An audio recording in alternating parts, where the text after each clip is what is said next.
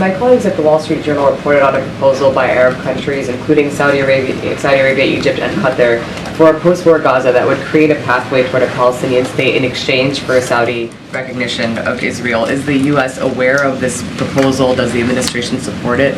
I'm not going to, obviously not going to try to negotiate here from the podium.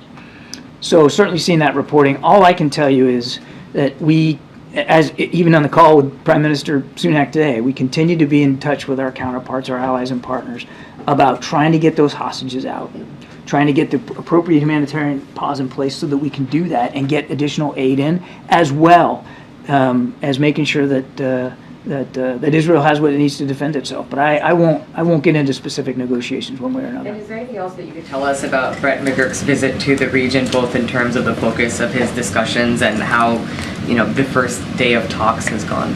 Well, I don't have any readout from his first day of talks. He just got in the region. I'm sure we'll have more to say about it as he moves through this trip. As you know, he comes in and out of the region all the time, and I suspect that in all his discussions, he'll be talking to a range of partners and counterparts on a range of issues, to include, of course, the fighting in Gaza and our desire to get those hostages out.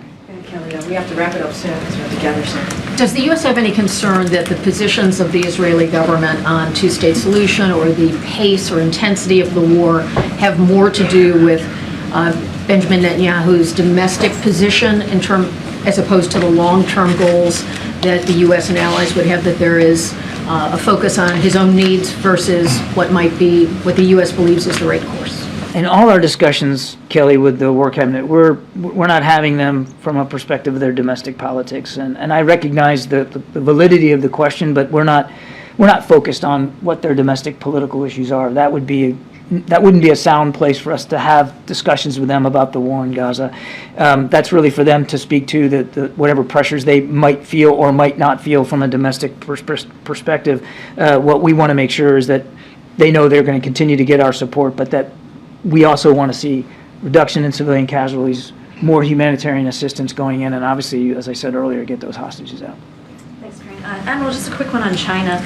Over the weekend, the Chinese ambassador to the Netherlands was commenting on ASML's ban of further chip equipment to China, and he said the U.S. has stretched its idea of security far too far, even to matters that have nothing to do with military risks, and that the U.S. is putting pressure on their allies to do the same. I was wondering if you had any response to that. We talked about this coming out of the G20. I mean, it's not just about the United States. Other countries share our concerns about certain export licenses of certain technology that can have a national security implication. And we made it very clear. We're trying to de-risk, not decouple.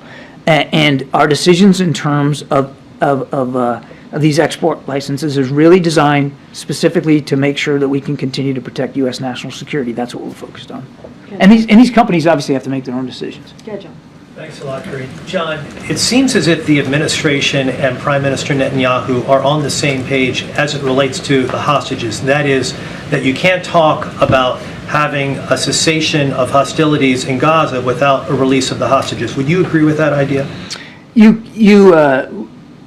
believe that it's important in order to be able to get hostages out safely, you've got to have a pause in the fighting.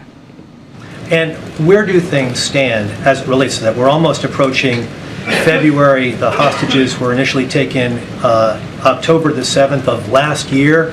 Are there efforts underway? There's various reporting, for instance, about efforts in Cairo, Egypt. Can you confirm those efforts? What I can confirm for you is that there are ongoing, serious, sober discussions with our partners and our counterparts to try to get another hostage deal in place. I wish I could stand here, John, and tell you that, I can announce it today or we're going to do it tomorrow. I can't do that.